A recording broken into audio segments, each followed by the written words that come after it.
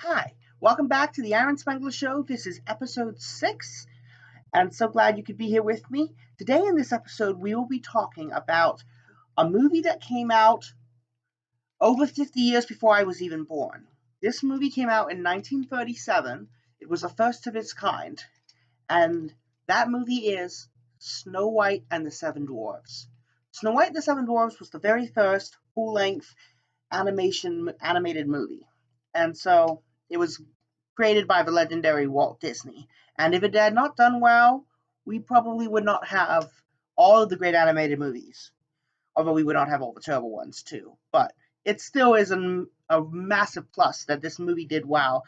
And I haven't seen this movie since I was young, so I was very interested in going back to see it and see what I could find from it. And so in this video, I'll be going through a couple of the things that I learned, or a couple good life lessons that can be found in it. And I'm also going to mention some of the funny things I noticed in it too. Because, you may think that in a movie like Snow White, it's just the story of a princess who likes a prince, and there's just some funny stuff in it and some songs, and that's about it. But no, it's surprisingly deep, and maybe I'm digging deeper than it needs to be. But let's have a look, and you can tell me what you think about my thoughts too.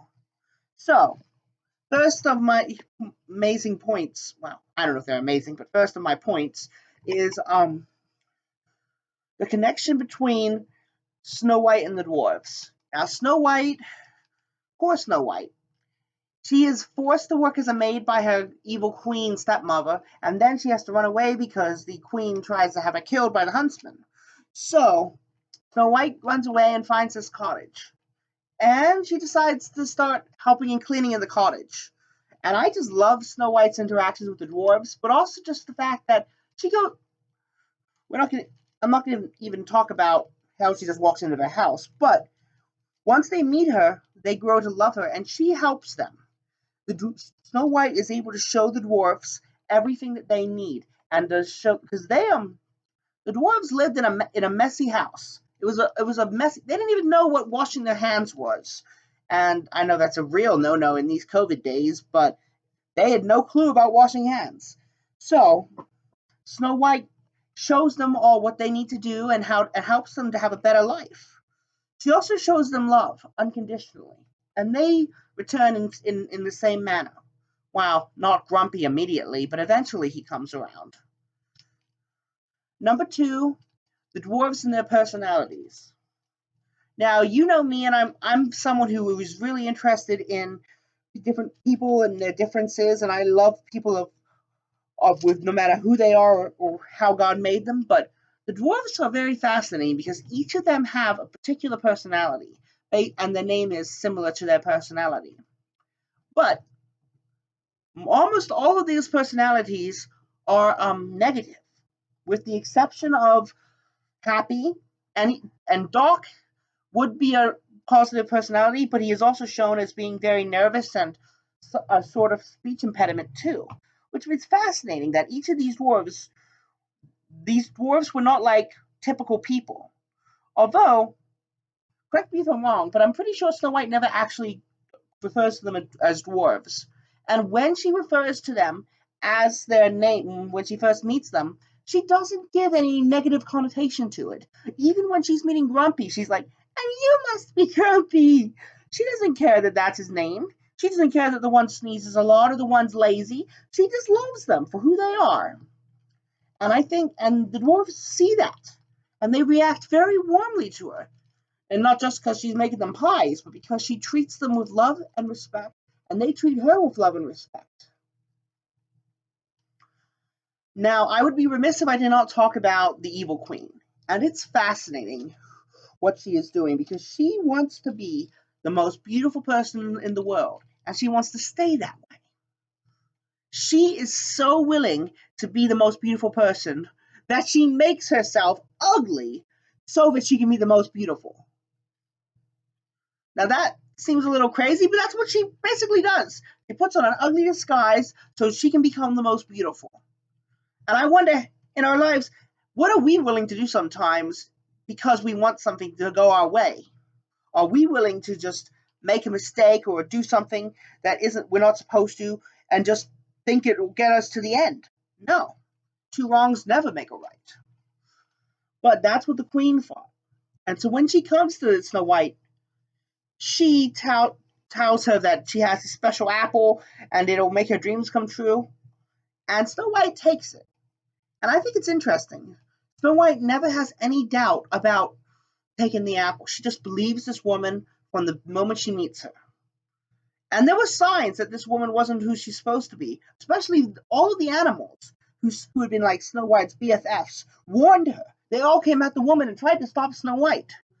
Snow should have realized that they were trying to tell her that this woman wasn't who she seems.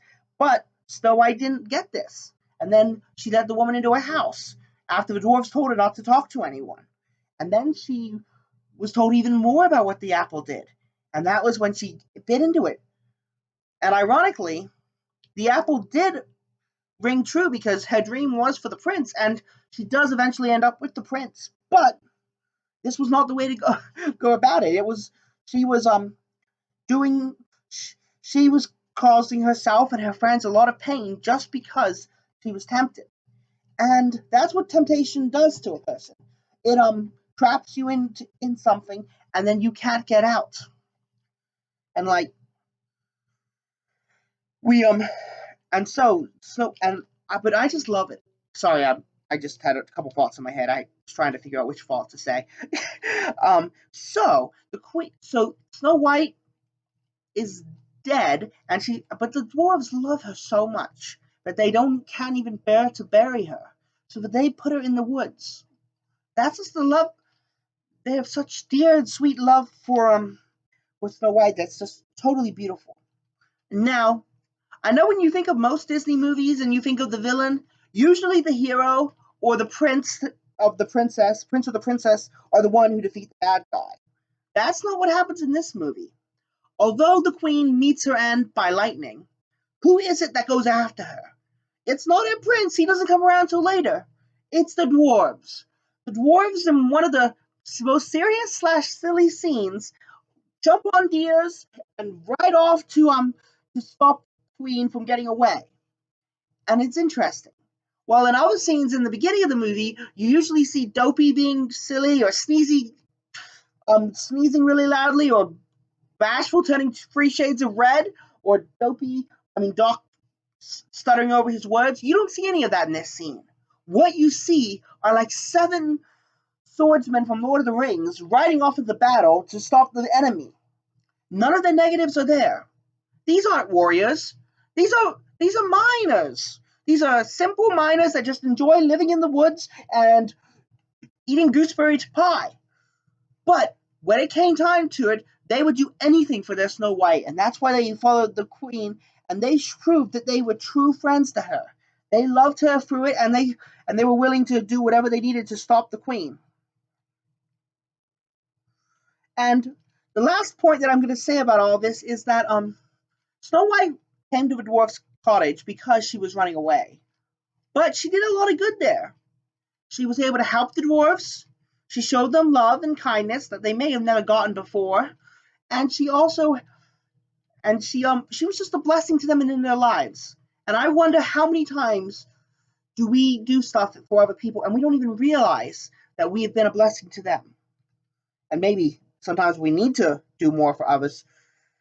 But anyway, the main points from this movie is just that no matter who we are, God has a plan for us. Snow White saw the dwarfs in for who they were. She didn't care about what their names were. And she showed them love. The dwarfs saw this and they showed love back to Snow White in going after the queen and in building her the mausoleum. And also just the other point is just to resist the temptation. Anything that is wrong can lead you astray. And even though something may look good, if you know that something is evil, or if something you've been warned about something, take the advice of those you trusted, and that'll lead you away from the path of temptation. So anyway, I hope you guys enjoyed this video and hearing about the Seven Dwarfs. It was really enjoyable for me to watch this movie. It's been a long time since I'd seen it, and there was a lot more to it than I even remembered. I felt bad for the turtle because every time everyone was running somewhere, he was the last one and then got knocked. I felt bad for that, but overall, I thought it was a really good movie. Okay, let's pray. Dear God, thank you for loving everyone, no matter who we are.